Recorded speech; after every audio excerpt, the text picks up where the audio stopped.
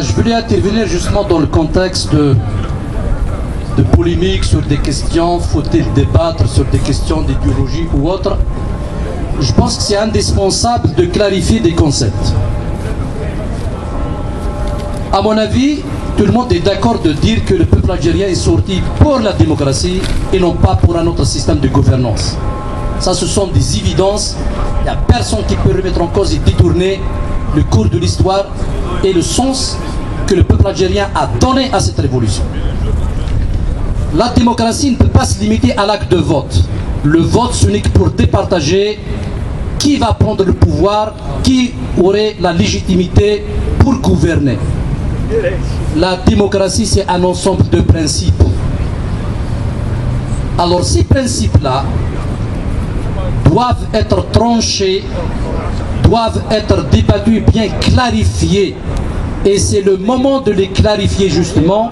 Et j'appuie ce qui a été déclaré par les organisateurs d'évoquer la question de charte ou de manifeste, peu importe, un texte fondateur de la révolution qui va clarifier ces questions-là. L'Algérie ne doit pas retourner et vivre ce qui a été vécu les années 90, l'enfer qui a été, et la guerre qui a été déclarée contre le peuple algérien, et le massacre qu'il y a eu, parce que tout simplement, on n'a pas clarifié les règles du jeu.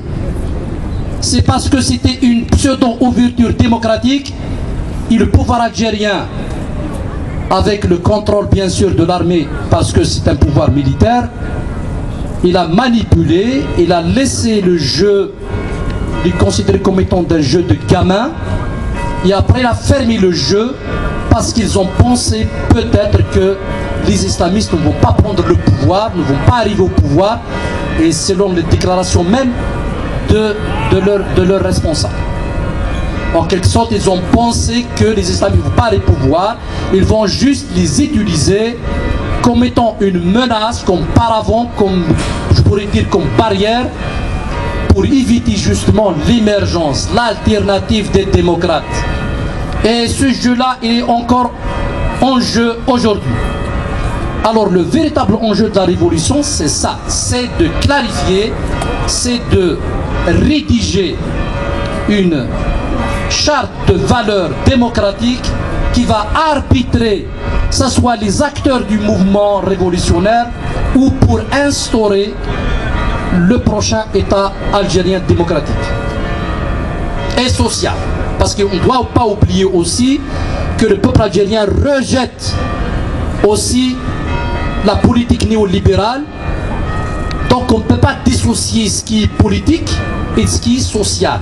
On doit même dans cette charte-là bien clarifier que les droits politiques, on peut insérer aussi les droits sociaux qui sont des minimums, des choses qu'à ne pas toucher, quel que soit celui qui va arriver au pouvoir.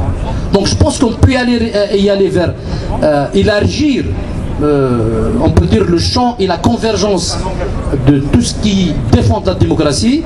Sinon, je pense qu'on va retomber dans le chaos. Et surtout avec la crise économique qui va venir, l'Algérie ne peut pas échapper à un autre chaos pire que celui des années 90. Alors, si on est responsable un peu de ce qui va se passer, on doit imposer le débat sur la question de charte et de valeurs démocratiques. Sinon, moi je ne pense pas que l'Algérie aura un avenir en essayant de jouer à la roulette russe.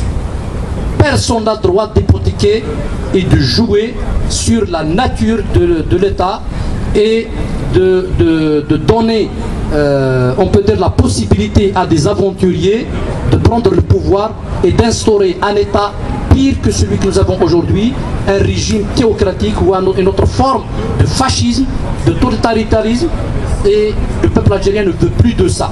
Donc je pense que l'élite révolutionnaire, c'est son rôle de clarifier ces choses-là pour ne pas tomber dans le populisme.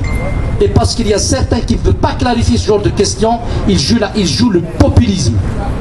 et personne n'a le droit de jouer sur cette révolution, parce que sinon on va déraper si on ne va pas clarifier, on ne va pas s'entendre sur un minimum de ce que va être l'État algérien. Voilà, je vous remercie.